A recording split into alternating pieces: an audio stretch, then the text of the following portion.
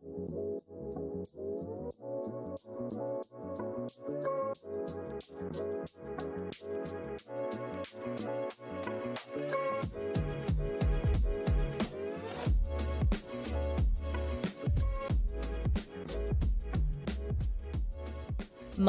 relationship with cannabis, I still have one. Like I still use cannabis, but I try and use it in a much more mindful way, which is skills that I learned when I did like mindfulness, dialectical behavioral therapy around cannabis use, um, and just being mindful and reflecting on like where I'm at with my relationship with cannabis, which is something I never did when I was in high school.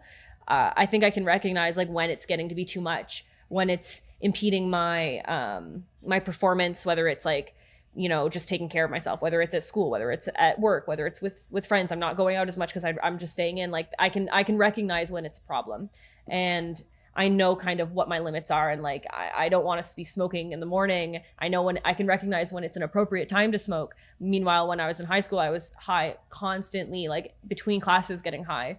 So I mean, those are skills that I've been able to learn, but it would have been beneficial for me to be taught those skills from like a harm reduction approach to substance use education.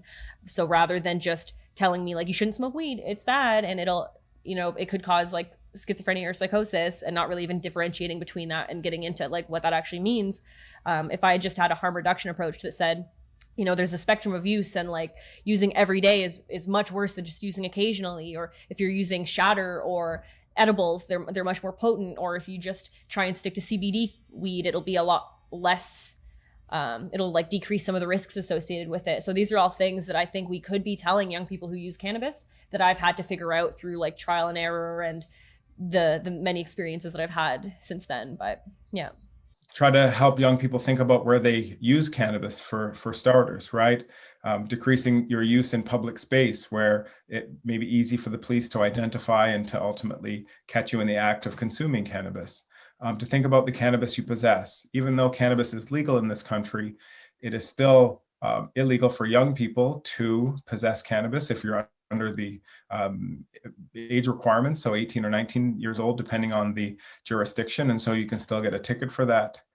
If you're caught in possession of what's considered to be illegal cannabis, so that's cannabis that was not purchased from a licensed retailer and grown by a licensed producer, then you're subject to a series of criminal penalties. And you can tell whether or not your cannabis is legal based on whether or not it has an excise tax on it.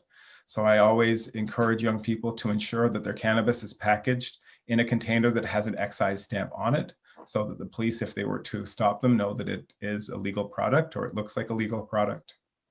And then to think about things like ensuring that they don't drive after consuming cannabis. And again, this is something particularly salient for racialized young people who are, again, disproportionately subject to police stop, search, and question activities. But for all young people, again, this relates not only to your physical health, because driving under the influence of cannabis increases the likelihood of one getting in an accident. But if you're stopped by the police and you're caught driving impaired, this is, again, going to have negative impacts on your life. Even where you store your cannabis in your car, and having open cannabis or open cannabis containers in your car can create a number of different problems. And so I think, it's important when we think about harm reduction and we think about minimizing risks, that we don't think about those only in the context of protecting our physical and our mental health, but also our social well-being. And the potential for criminalization, even after legalization, is great. In fact, there are more laws around the cannabis plant now than there were before legalization. And so that means that there are more ways in which people can get caught up in the criminal justice system for cannabis-related offenses.